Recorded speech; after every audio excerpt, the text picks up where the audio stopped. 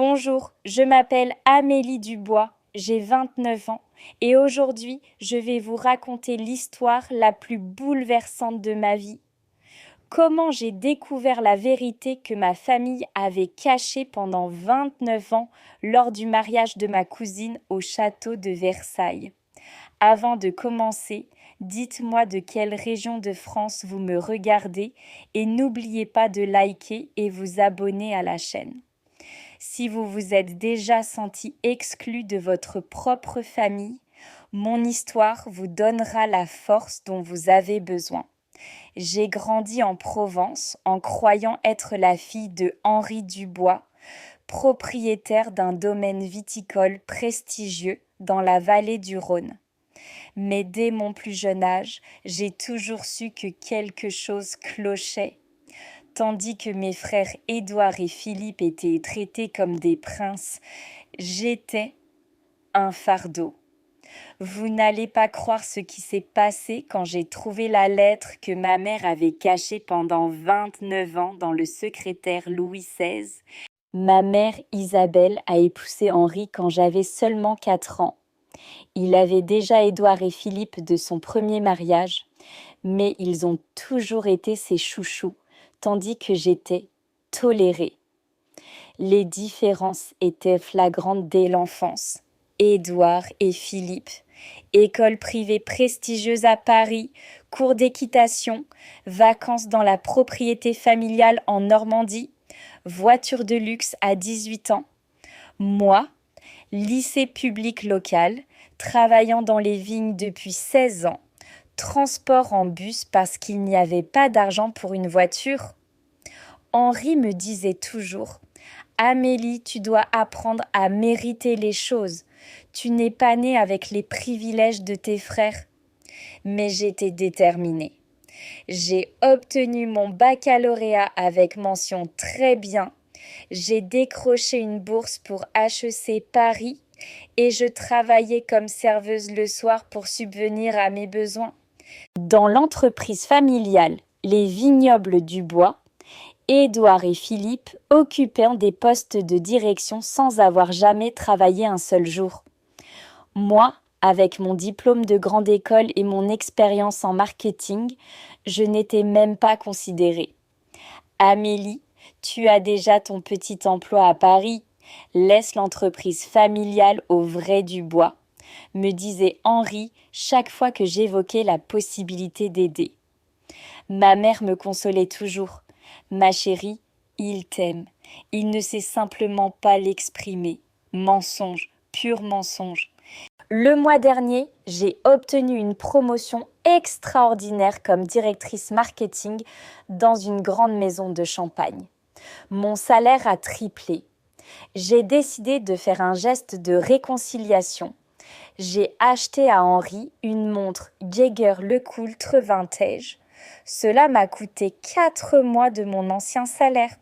Je la lui ai offerte pendant le déjeuner dominical, devant toute la famille élargie. Henri, ceci est pour vous remercier de tout ce que vous avez fait pour moi. Il a ouvert l'écrin, a vu la montre et a déclaré assez fort pour que tout le monde l'entende. Tiens donc, Amélie, dépenser de l'argent que tu n'as pas pour faire bonne impression. Typique de quelqu'un qui n'a pas grandi en apprenant la valeur des choses. Toute la famille a ri, mes cousins, mes oncles, tout le monde. L'humiliation m'a brûlé de l'intérieur. Je suis partie en me jurant de ne plus jamais chercher son approbation. Mon oncle Charles a organisé un mariage somptueux pour ma cousine Marguerite dans les jardins du château de Fontainebleau. 400 invités, orchestre de chambre, table dressée avec l'argenterie familiale. Je suis arrivée dans une robe élégante Chanel que je m'étais offerte spécialement. Ma mère m'a embrassée. « Tu es magnifique, ma chérie !» Mais Henri ne m'a même pas regardée quand il m'a saluée. Pendant le dîner, il s'est levé pour faire le traditionnel discours du parrain.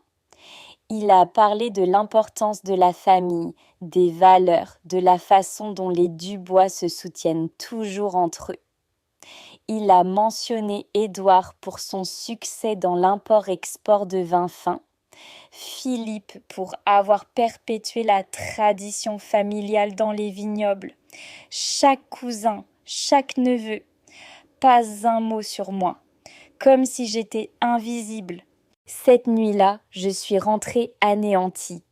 Ma mère pleurait dans le salon, tenant dans ses mains le chapelet de grand-mère. Maman, qu'est-ce qui se passe? Elle s'est agitée. Rien, ma chérie. Je suis juste triste de la façon dont ton père t'a traité aujourd'hui. Mais quelque chose dans sa voix me semblait étrange. J'ai continué à poser des questions jusqu'à ce qu'elle craque. Amélie, il y a des choses que tu ne sais pas sur ton vrai père. Mon quoi? Entre les larmes, elle m'a avoué qu'Henri n'était pas mon père biologique, qu'elle avait eu une relation avant de l'épouser.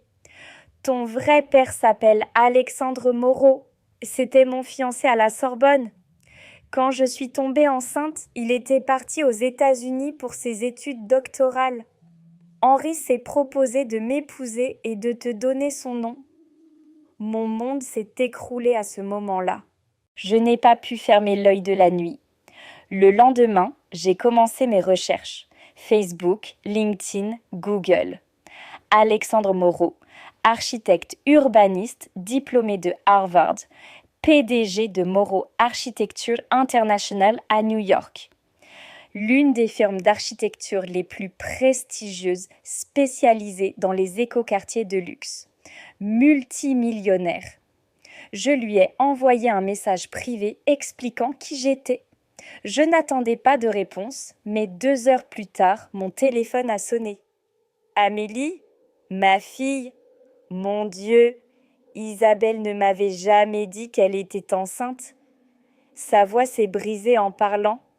Il m'a raconté qu'il avait toujours aimé ma mère, que s'il avait su pour moi, il serait rentré immédiatement d'Amérique. Amélie, j'ai passé 29 ans sans savoir que j'avais une fille. Laisse-moi rattraper tout ce temps perdu. Ma mère m'a finalement raconté toute l'histoire. Sa famille l'avait poussé à épouser Henri parce qu'il avait de l'argent et un nom respecté. Alexandre était pauvre à l'époque, un étudiant boursier. Ma chérie, je pensais bien faire. Henri avait promis de te traiter comme sa propre fille. Mais Henri avait toujours su la vérité.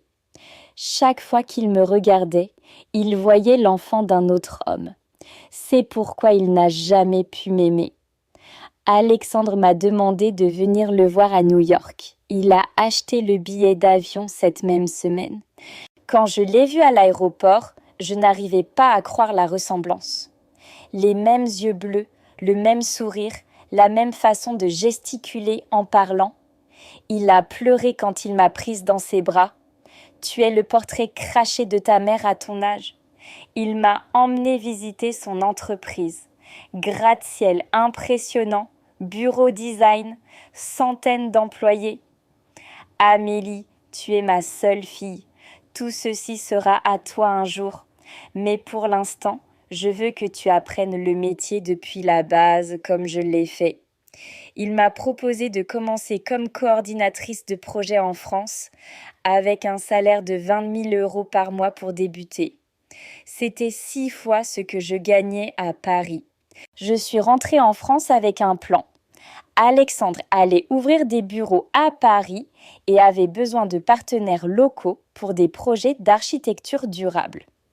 1 semaine plus tard, Alexandre est arrivé au domaine viticole, habillé comme l'entrepreneur millionnaire qu'il était. Costume sur mesure, montre Richard Mille, attitude de PDG. Il s'est présenté à Henri. Bonsoir, je suis Alexandre Moreau, PDG de Moreau Architecture International de New York. Je viens vous proposer un partenariat. Henri a failli s'évanouir. Il connaissait l'entreprise, il avait rêvé pendant des années de faire affaire avec des architectes américains pour moderniser le domaine. Bien sûr, ce sera un honneur. Parfait, a dit Alexandre. Mais j'ai une condition. Je veux que mon associé local soit quelqu'un de spécifique. Il m'a appelé depuis l'entrée. Amélie, viens s'il te plaît. Amélie, Henri a bégayé. Mais qu'est-ce qu'elle vient faire là-dedans? Alexandra sourit.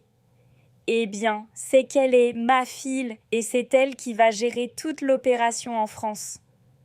La bombe explose. Le silence a été total. Édouard et Philippe sont restés bouche bée. Les employés du domaine se sont retournés pour voir ce qui se passait. J'ai sorti le test de paternité qu'Alexandre et moi avions fait. Henri, merci de m'avoir donné le nom Dubois toutes ces années. Mais maintenant, je vais utiliser celui qui me revient. Amélie Moreau. Henri a pâli. Attends, Amélie, on peut discuter. Mais c'était déjà trop tard. Alexandre a annoncé que je deviendrais la directrice générale de Moreau Architecture France, avec un salaire initial de 30 000 € mensuels plus les bonus. Et Henri, je regrette de vous informer que votre domaine ne répond pas à nos standards de qualité pour le partenariat. Nous sommes sortis du domaine en laissant Henri et mes demi-frères sous le choc total. Ma mère a finalement trouvé le courage de demander le divorce à Henri.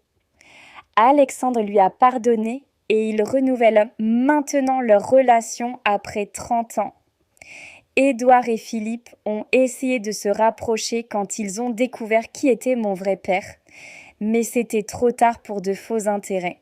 Aujourd'hui, je dirige une entreprise de 200 employés. Je vis dans un appartement haussmannien dans le 16e arrondissement. Et pour la première fois de ma vie, j'ai un papa qui m'aime vraiment. Henri a perdu les contrats les plus importants de sa vie pour avoir rejeté la fille d'un multimillionnaire américain. L'ironie est parfaite. La leçon est claire. Ne sous-estimez jamais personne. La personne que vous humiliez aujourd'hui pourrait être celle qui décide de votre avenir demain. Si vous avez vécu quelque chose de similaire, racontez-moi dans les commentaires comment s'est passée votre vengeance. Likez si l'histoire vous a ému et abonnez-vous pour d'autres histoires de justice. Et souvenez-vous, parfois, la meilleure vengeance est simplement de montrer qui vous êtes vraiment. À bientôt mes guerrières.